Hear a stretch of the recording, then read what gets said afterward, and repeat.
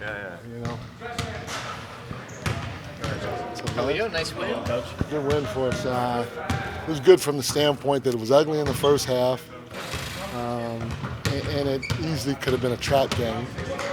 You come off a big win against a team like Cleveland at home, and then you go to LA, and LeBron's not playing, and so it's kind of like, okay, well, we're expected to win, and we're not. They're a good team. I mean, they just haven't figured it out yet, and they will. And so for us to find a way after the slow start was good. When you look at Golden State for the third time here, is this a measuring stick game where you can see where you were week 1, week 2, and now week 3? Yeah, and it was in game 2 too, because in game 1 they just kicked our behind in transition. They kicked our behind cutting back door against us, and I thought, you're not going to stop a team like that, just like you're not going to stop a player like Steph. You just hope to slow it down or to try to keep the stuff at a minimum or a bearable number. And I thought our transition defense was much better in game 2, and we did not get beat back door as many times as we did in game 1 as we did in game 2. So no, as we did in game 1. So we did a better job in game 2.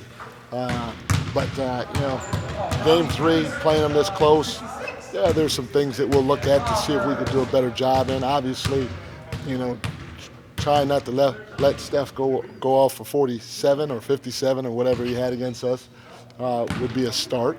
But watching them last night, they're playing extremely physical. Steve shortened his rotation. He's going with veteran guys. I think Kuminga might have been the only youngster to get minutes, and he was 4 or 5 minutes. So we're going to have to be able to match their physicality without sending them to the free throw line.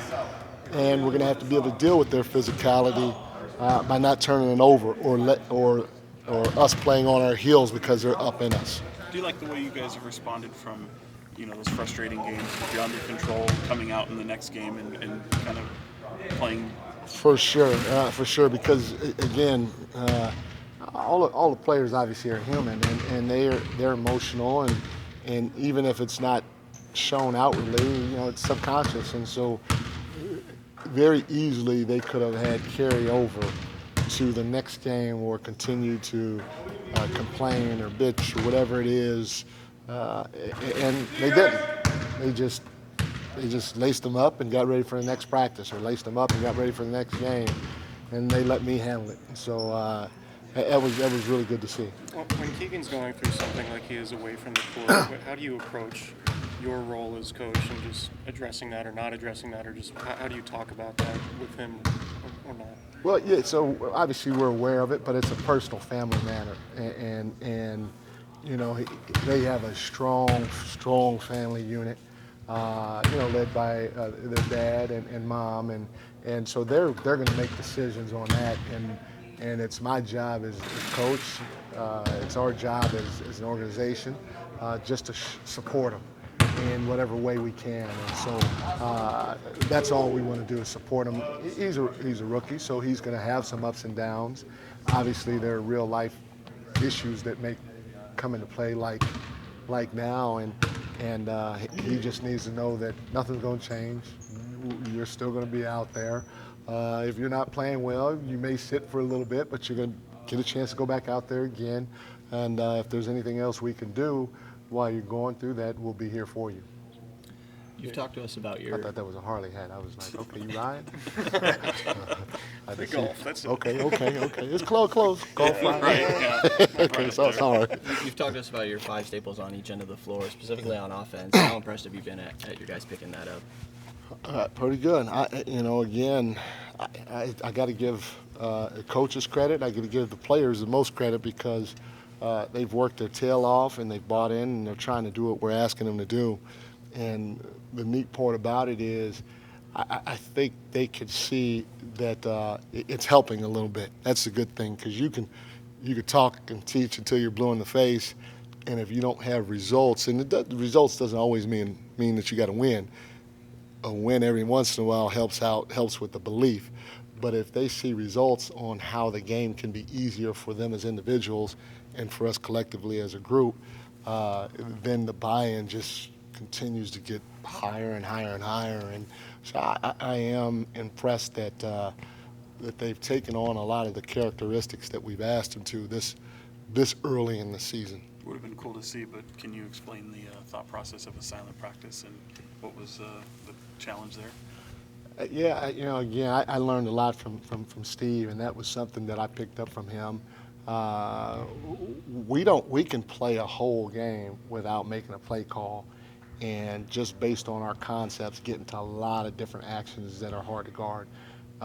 We basically did that the whole preseason. We had 2 plays in. We had push 4, push 5. Everybody knows that we run those 2 things, and those are automatics. With both those things, there's just a plethora of options that we have based on where the ball goes, how the spacing is, where the body movement is.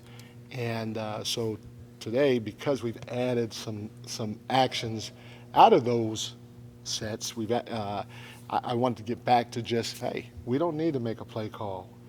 Get it out the net or get it off the rim, and let's go with it. And you guys react spacing-wise, ball movement-wise, all that other stuff to what needs to happen on the floor. And you can communicate just by your actions. And so it was good to see the guys try to do that, also just to change it up a little bit. Couple more guys. I know you spoke highly of Fox before he got the job, and now with how he's playing. I'm just curious if there's anything that maybe has surprised you about him, or maybe something that you're really encouraged by with on or off the court with how he's going right now. Probably the biggest thing is, I'm on him. I'm stomping my feet sometimes and yelling, and I'm going right at him at timeouts, and he doesn't waver. I'm extremely impressed with that. He looks me dead in the eye, and then 99% of the time he goes and responds the right way. That's hard to do, especially when you have a guy like me that's just, but I have a lot of respect for him to be able to handle that. When he does that, it allows me to coach as hard as I want the rest of the group. And so I take my hat off to him for providing that for this team. Is he totally receptive to all of what you're doing? Because it feels like he is. Yeah, I feel like he is. And again, quick story on that. I might have told you guys this, but when I was an assistant with the Spurs, Pop, towards the end of the year, he used to always say to our group that I got to thank Timmy. And I remember my first show, I'm like, what do you need to thank him for? And he goes, I got to thank him for allowing me to coach him. And I didn't really understand what that, I didn't understand what that meant back then. And over time, just talking to him more, what it is, hey, Tim's a superstar. And Pop was a younger coach at the time. He wasn't as established. And Pop used to coach Tim hard. Really hard. And at the end of the day, if Tim did not want to listen, or if Tim got upset or pissed at the way that Pop was coaching him and said, screw him, maybe Pop's not here today. Because I'm sure 99.9, if not 100% of owners would take Tim Duncan over Greg Popovich after Pop's only been coaching for 2 or 3 years, And so it's the same thing with Foxy. I am coaching him hard, and he is responding in the best possible way. I don't know what he could do to be better for him to grow, but just as importantly for our whole team to grow. And that is huge when you have your leader, one of your leaders, one of your best player, if not the best player, respond to hard coaching the way that he is.